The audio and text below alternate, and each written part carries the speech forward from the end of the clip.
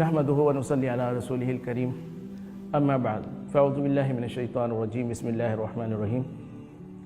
لقد كان لكم في رسول الله اسوة حسنة لمن كان يرجو الله واليوم الآخر وذكر الله كثيرا۔ سیرت النبی اور عصر حاضر کے موضوع پر آج ہم گفتگو کریں گے۔ رسول اللہ صلی اللہ علیہ وسلم کی ذات گرامی کو قرآن کریم نے بیان فرمایا کہ آپ صلی اللہ علیہ وسلم کی ذات میں ہمارے لیے کامل نمونہ موجود ہے۔ تو یہ نمونہ کسی خاص شخصیت کے لیے نہیں ہے، بلکہ ہم زندگی کے کسی بھی شعبے میں ہوں اور دنیا کے کسی بھی زمانے میں ہم زندہ ہوں تو ہم رسول اللہ صلی اللہ علیہ وسلم کی ذات گرامی سے ہدایت اور ایک نمونہ حاصل کر سکتے ہیں۔ چاہے ہم حکمران ہوں، چاہے ہم فوج کے جرنیل ہوں، چاہے ہم عدالتوں میں بیٹھ کر منصفی کرنے والے لوگ ہوں، چاہے ہم میڈیا کے اندر بیٹھ کر لوگوں کی رائے جو ہے وہ ہموار کرتے ہوں یا بگاڑتے ہوں، چاہے ہم تعلیمی اداروں میں بیٹھ کر لوگوں کا مستقبل طے کرتے ہوں، قوم کا مستقبل طے کرتے ہوں اور اپنے نوجوانوں کی رہنمائی کرتے ہوں، چاہے ہم ایک عام نوجوان کی حیثیت سے ہوں اور ہم جاننا چاہتے ہوں کہ ہم اسلام کی خدمت کیسے کریں، چاہے ہم والدین کی حیثیت سے اپنی اولاد کی تربیت کے حوالے سے پریشان ہوں، چاہے ہم میاں بیوی ہونے کے اعتبار سے اپنی خانگی زندگی کو کسی اچھے اور مثالی طرز پہ لانا چاہتے ہوں، چاہے ہم اسلامی ممالک کے لوگ ہوں، چاہے ہم غیر مسلم ممالک کے لوگ ہوں اور ہم چاہتے ہوں کہ ہمیں پتہ چلے کہ غیر مسلموں کے اندر رہتے ہوئے غیر مسلموں کے ساتھ کیا رویے رکھنے چاہیے اور اپنے آپ کو کیسے بچانا چاہیے۔ ہر حالت میں اور ہر صورت کے اندر رسول اللہ صلی اللہ علیہ وسلم کی زندگی ہمارے لیے کامل نمونہ ہے۔ حکمران کی حیثیت سے اگر ہم دیکھیں تو رسول اللہ صلی اللہ علیہ وسلم نے گویا کے حکمرانوں کو یہ حکم دیا ہے کہ وہ فلاحی ریاست قائم کریں۔ فلاحی ریاست کیا ہوتی ہے؟ جس کے اندر جو عوام ہے اس کی خیرخواہی کی صورتیں اختیار کی جائیں، اس کے بنیادی حقوق اس کو دیے جائیں، اس کے لیے امن کا بندوبست کیا جائے، اس کے لیے دفاع کا بندوبست کیا جائے اور ان کی جو خیر کی چیزیں ان کو ایک دوسرے تک پھیلانے کے لیے مناسب کمیونیکیشن کے ذرائع پیدا کیے جائیں۔ مغرب کے اندر فلاحی ریاست کا تصور انہی چیزوں پر قائم ہے اور وہ روٹی کپڑا مکان سے اگر بڑھے ہیں آگے تو انہوں نے کچھ مواصلات کو بہتر بنا لیا ہے یا انہوں نے زیادہ سے زیادہ جا کے انٹرنیٹ کو بھی بنیادی ضروریات میں داخل کر دیا۔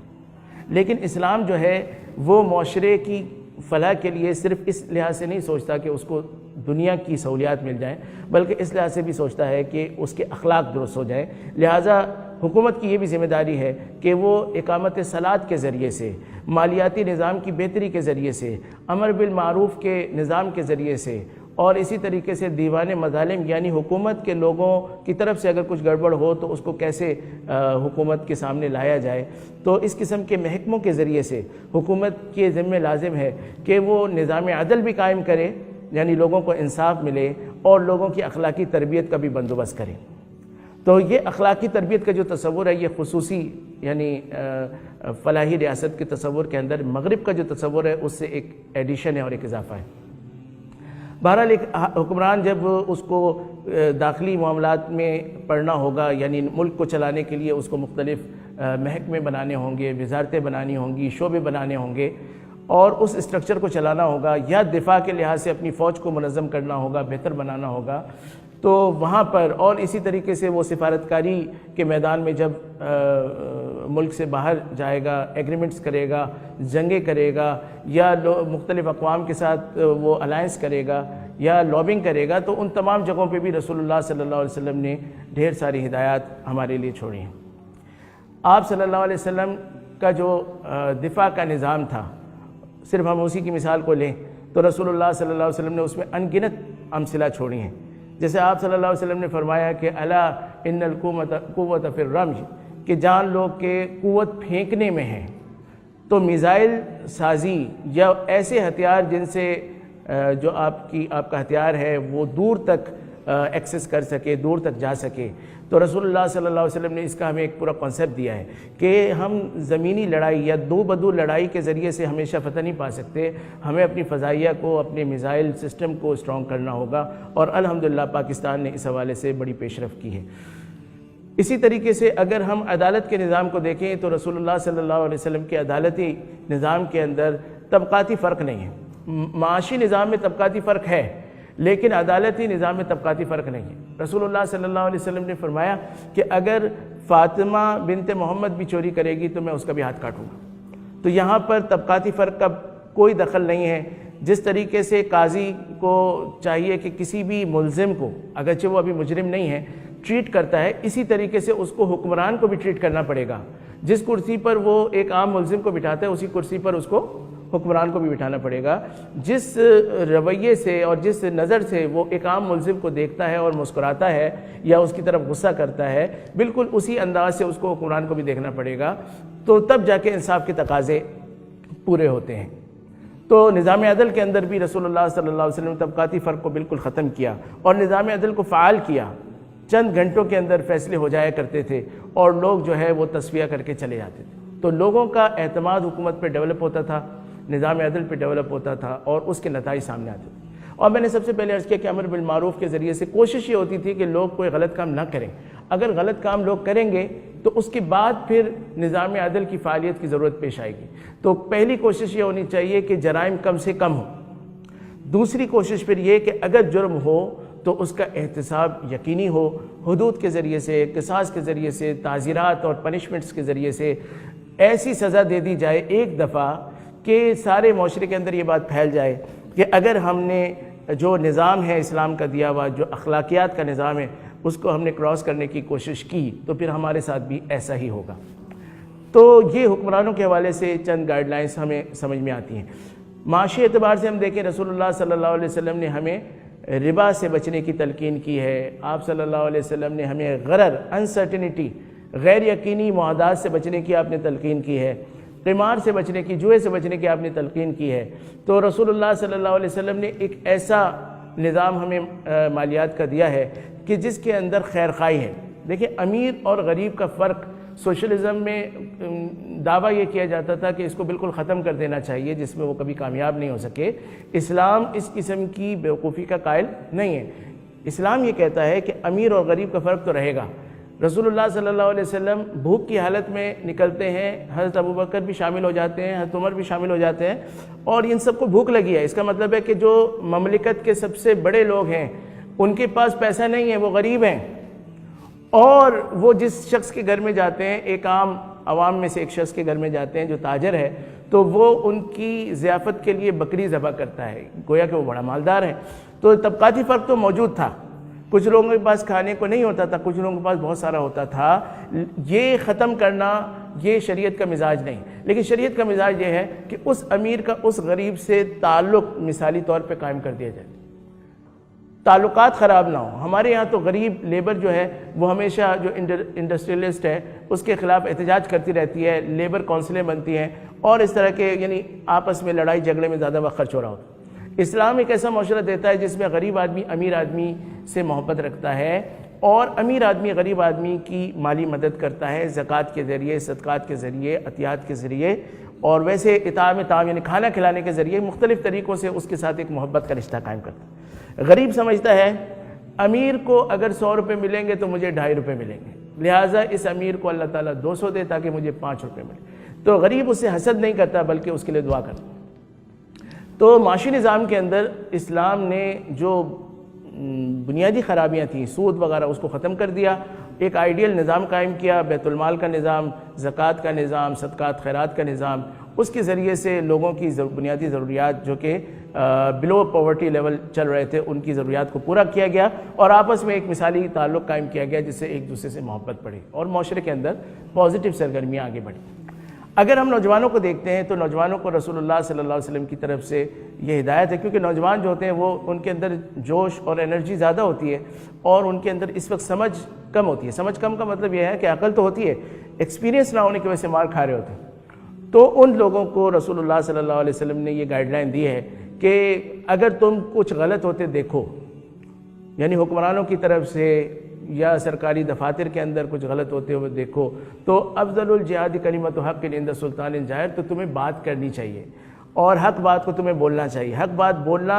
اور غلط کو غلط کہنا مناسب انداز سے حکمت کے ساتھ، یہ تمہارے ذمے ہے، اور تم ہر فورم پہ جہاں مناسب الفاظ میں تم کہہ سکتے ہو تمہیں کہنا چاہیے۔ اس کی تربیت اپنے بڑوں سے لو۔ لیکن اس کلمہ حق کو اتنا آگے نہیں بڑھانا چاہیے جس سے آپس میں معاشرے میں ٹکراؤ پیدا ہو، لڑائی پیدا ہو۔ چنانچہ رسول اللہ صلی اللہ علیہ وسلم نے ان صحابہ کو جنہوں نے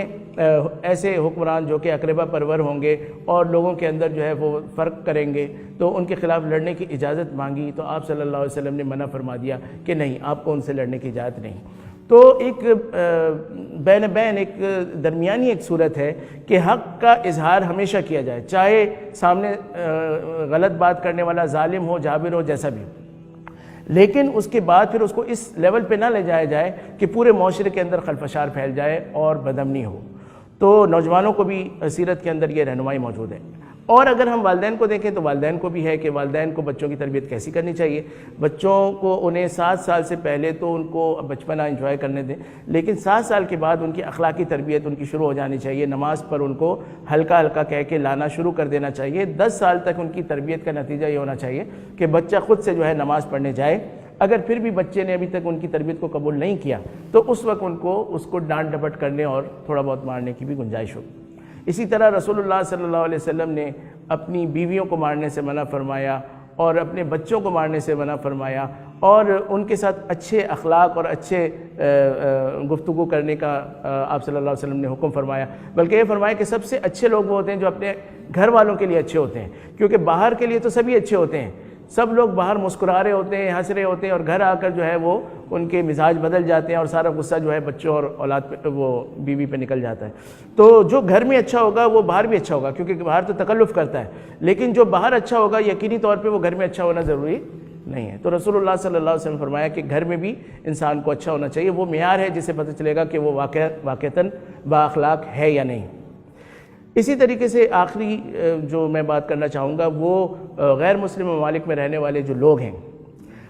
دیکھیں، اسلام کا ایک امتیاز یہ ہے کہ اس کو قیامت تک رہنا ہے، ان الدین عند اللہ الاسلام، لہٰذا اسلام کو بقیہ دینوں سے ممتاز رکھنا ضروری ہے۔ ڈفرینسیشن بہت اہم ہے۔ اگر ہم ہر چیز میں کمپرومائز کرتے جائیں گے، ہر چیز میں جائز جائز جائز کی رٹ لگاتے جائیں گے تو بالآخر ہم مٹ جائیں گے۔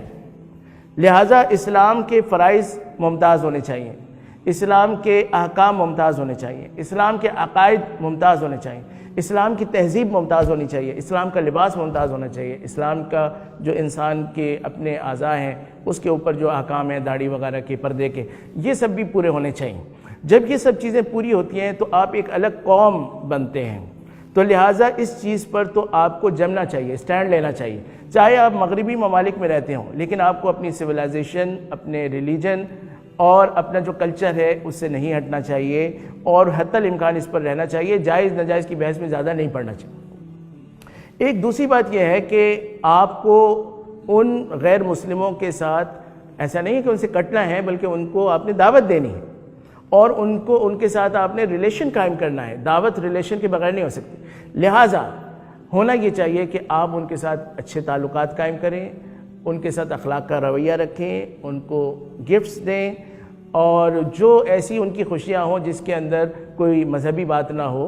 تو وہاں پر آپ ان کے ساتھ شریک بھی ہو سکتے ہیں، ان کو تحفے تحائف بھی دے سکتے ہیں، تاکہ آپ ان کے ساتھ ایک اچھا ریلیشن قائم کریں، تاکہ آپ تو دونوں چیزوں کے اندر وہاں کے مسلمانوں کو بیلنس کرنے کی ضرورت ہے۔ ہمارے یہاں تو ایشو نہیں ہے، پاکستان کے مسلمانوں کے آس پاس اتنے غیر مسلم نہیں ہیں کہ وہ پریشان ہوں کہ ہمیں کیا کرنا چاہیے، لیکن جو غیر مسلم ممالک کے اندر لوگ رہتے ہیں وہاں پر غیر مسلم زیادہ ہیں